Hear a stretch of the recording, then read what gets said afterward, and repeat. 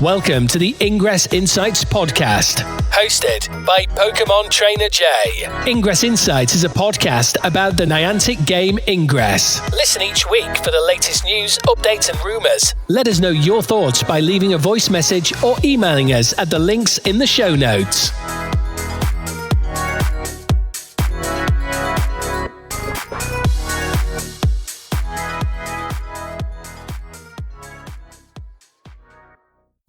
Additional intel available. Hello agents and welcome to episode 46 of the Ingress Insights podcast. In this week's episode we're going over the Shard Skirmish results, the playbox that are now active for the upcoming Anomalies, and also talking about the field test dispatch, new thing that we've got, and a few clarifications about the removals that are going to be happening in Turkey at some point. So first of all, I'll start by moving into talking about the Shard Skirmish results. Before I do make a start on the results, I'd have to mention that the Shard Skirmish was meant to happen on the 24th of August in Porto Alegre in Brazil, was cancelled based on input from local agents. The chatter I've seen regarding the flooding that's happened in that area and still affecting the area. So for that area, no anomaly points were awarded to either faction, no event happened there. Hopefully they do get one once they get those issues sorted out. I will now get into the full results. So for the Shard Skirmish on the 24th of August, it's recently finished. In Halifax in Canada, Enlightened got 15 of those shards, Resistance got 4. So that was 7.5 to Enlightened, 2 points to Resistance. In Recife in Brazil, that was 0 shards to Enlightened, they got none at all there. The Resistance got all 21, so it was 0 points to Enlightened, 10.5 to Resistance there. In Concepcion in Chile, the Enlightened got 10 shards and the Resistance also got 10 shards, so it was 5 points each, pretty square on there. In Dearborn in Michigan, it was 21 shards to Enlightened and 0 to Resistance, so the opposite of Recife in Brazil. So 10.5 points to Enlightened there and 0 to Resistance. In Montreal in Canada, it was 12 shards to Enlightened, 10 to Resistance, so 6 points to Enlightened, 5 to Resistance. In Baton Rouge in Louisiana, it was 4 shards to Enlightened, 21 shards to Resistance, so it's 2 points to Enlightened, 10.5 to Resistance. In Chiclayo in Peru, it was 14 shards to Enlightened, 7 to Resistance, so 7 points for Enlightened, 3.5 points to Resistance. In Duluth in Minnesota, it was 18 shards to Enlightened, 3 to Resistance, so 9 points to Enlightened, 1.5 to Resistance. In Iquitos in Peru, that was 18 shards to Enlightened, 1 shard to Resistance, so 9 points to Enlightened and 0.5 points to Resistance respectively there. In Medellin in Colombia, it was 7 shards to Enlightened, 9 to Resistance, so 3.5 points to Enlightened, 4.5 to Resistance. In Fort Collins in Colorado, it was 23 shards to Enlightened, 1 shard to Resistance, so 11.5 points there for Enlightened, 0.5 for Resistance. In Guatemala City, it was 4 shards to Enlightened, 9 to Resistance, so 2 points there to Enlightened, 4.5 to Resistance. In Monterrey, it was 11 shards to Enlightened, 6 to Resistance, so 5.5 points to Enlightened, 3 points to Resistance. In San Jose, it was 10 points to Enlightened, 10 shards to Enlightened, 1 shard for Resistance, so 5 points to Enlightened, 0.5 points to the Resistance. In Saskatoon in Canada, it was 22 shards to Enlightened, and then 2 to Resistance, so 11 points to Enlightened at 1 point to Resistance. In Las Vegas, Nevada, it was 17 shards to Enlightened, 5 to Resistance, so 8.5 to Enlightened, 2.5 to Resistance. In Honolulu, the last one on this list, it was 13 shards to Enlightened, 5 to Resistance, so 6.5 points there and 2.5 to Resistance. Overall, that means that the total points scored by the Enlightened were 109.5 versus 68.0 to Resistance. So Enlightened captured the Shard Memory Shard Skirmish in the America regions. We do have the APAC region one coming up at the end of the month, and then the EMEA one coming up later in September. But the results there were Enlightened won that Shard Skirmish. Sticking with shared memories, the play boxes for the upcoming anomalies in Hakodate, Japan and Seattle in the US have been published.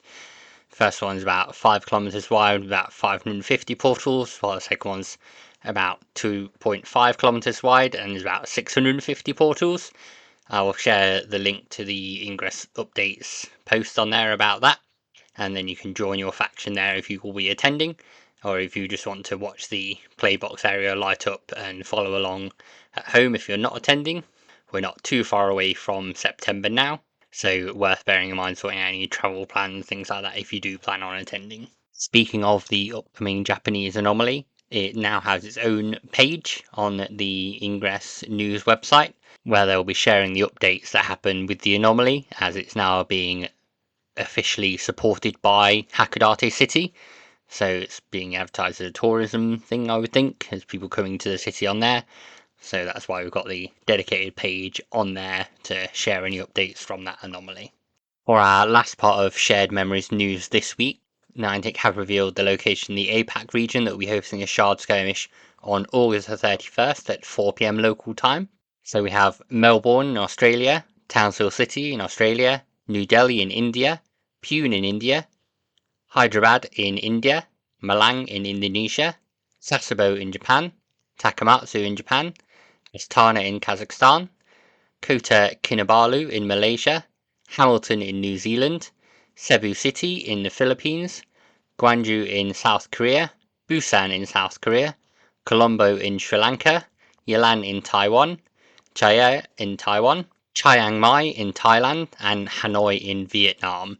So they've all been ornamented with purple markings on the Intel map, and you'll be able to see the portals that will spawn a shard about 48 hours before the event.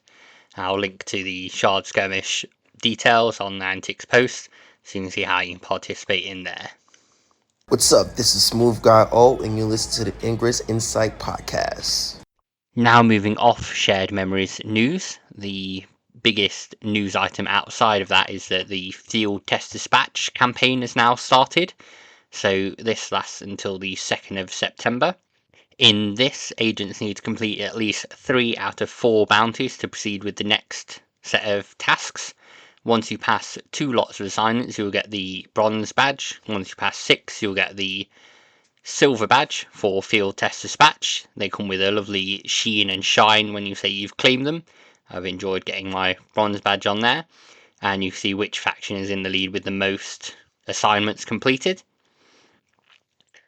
For myself, at the moment, I'm on the 3rd lot of assignments. I've got to destroy 100 resonators, destroy 20 enemy links, capture any 20 portals, and upload 10 portal scans. As mentioned, you can just do 3 and move on to the next one, but it's beneficial to do all 4 if you can, so you help your faction out there and ultimately win that. There's no faction points that are given out for shared memories or anything like that. It's basically bragging rights, but agents love bragging rights, so we'll go with those. There's a great little prize that you get from it. So for example, for me, if I complete this one, at least 3 bounties, I'll get 3 rare kinetic capsules. Some agents already sail through it and are repeating the assignments, in which case you get 3 very rare battle beacons. You can only do that once a day. So if you want to get a load of battle beacons, you can rush through the tasks as quickly as you can and then get those on there. I think it's a great little thing that's come into the game. I'm looking forward to seeing how it goes and seeing what we get in future. I have seen mention on Twitter from Brian that they're doing it to fuel agent versus agent competition. So for example, one of them is about deploying lots of resonators in step 2, then the later one is destroying lots of resonators. So I think they're hoping it drives factions battling each other on there. Obviously you can battle Machina to get those as well, but I think it will drive some healthy competition, and I hope they repeat it. I know I mentioned before about looking forward to Agent Ops. This is essentially the same thing, and getting special tasks. I love a special one for Halloween. If anyone from Niantic is listening, that'd be fantastic from my end. And then now that I've gone through Dispatch and where I'm at, I'm going to talk about the free item packs in the store. If you've been diligent and claiming your free power cubes or rare kinetic capsules whenever they come up in the store, with the power cubes coming up every day and the rare kinetic capsule coming up for core subscribers once every 30 days after you claim it, you may notice there's currently no free item packs in the store for Ingress. They did mention they're fine-tuning the packs to make it more appealing for agents, and based on feedback they've gotten on the free packs, I'm hoping they come back soon, but I do wonder what might be included in there and if there's anything new for core agents, so don't panic if you don't see those yet. They are on the way. And then next I'll just mention we've got a short video that's been shared from Alicia Moyer by Not Niantic Labs, so I just want to include that and mention about that. On the 23rd of August, the Not Niantic Labs uploaded a video called Scanner Update Field Test Dispatch. Within that, Alicia Moyer talks about the Field Test Dispatch feature and mentions details she's received from Agent Thea Hightower and what that might involve. So I'll link to the video so you can listen to it on there and view everything and then make up your own minds whether you think it's something that will affect Ingress lore or whether it's just a fun little fan video. I'll leave that up to you.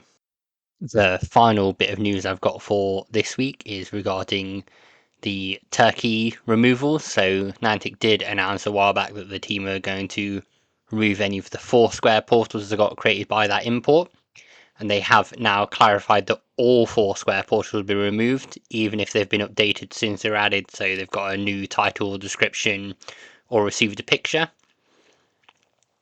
If you do know of any such portals or have portals with important links, make sure to screenshot them before they get removed.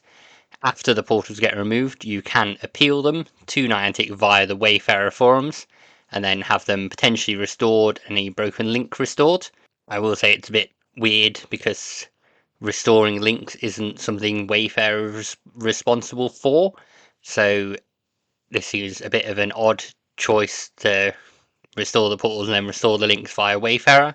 I just hope that the team on the Wayfarer forums and the Wayfarer team are aware of this and that they've got extra resources and things like that prepared for any Turkish agents reaching out and hoping to get portals back on the map and links restored. But if you are in Turkey, do keep an eye out, and then, as it says, report anything on the Wayfarer forums where the staff will be able to review it. Hey, this is Sim, Global Product Marketing Lead for Peridot, and you're listening to Ingress Insights. And then finally, just some thoughts from me on Field Dispatch. So, as you can guess, I really like the Field Dispatch. I think it's something that Ingress has been lacking for a little while, having the more detailed tasks that last longer than a day. I enjoy doing those tasks in things like Pokemon Go, Jurassic World Alive, Harry Potter Hogwarts Mystery. Having those that go on for longer, you've got like essentially a side quest to do, along with your usual Ingress play. I think it will help revitalise the game, I would hope, and that we get. I hope we get things like missions from the organisations, particularly. So a mission from the NIA, a mission from Hulong Transport, for example, there that gets us a badge. I'd love a limited time badge that comes from like Zombie Pack or Dark XM Clue coming up for October. I think this is something that will keep many agents coming back to the game and get agents that have been a bit retired or a bit lapsed interested again to have a bit more to aim for, because it's nice being able to set your personal goals, think yes, I'll do X amount of missions to get Trekker badge, but this is actually giving you a list of goals to work through, and then you can see the results at the end. Like I said, there's lots of great rewards, such as Apexis, very rare battle beacons, very rare kinetic capsules. So I'll be interested to see what the future offerings are and if we get anything for Q4 on this as well. Thank you all for listening to this episode of the Ingress Insights podcast. As I mentioned a few times, you can follow us on Threads and Instagram under the name ingress.insights. Everything I post on Instagram should go to Threads and vice versa, so you don't miss out if you're not using Threads, although I've seen a mass exit of people leaving Twitter and coming to Threads. We do also have the YouTube channel and a Facebook page, which I need to get working because it's not linked up properly yet.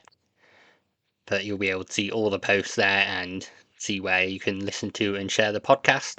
You can leave comments on Spotify and YouTube. If you want to comment on the podcast, let me know what I should be doing in future episodes. And you can also leave ratings on your podcast service of choice, whether it's Amazon Music, Spotify, iTunes, anything like that. And you'll be able to leave your ratings on there. Thank you as always for listening, agents. Hope you have a great Sunday and happy hacking. Intel package transferred.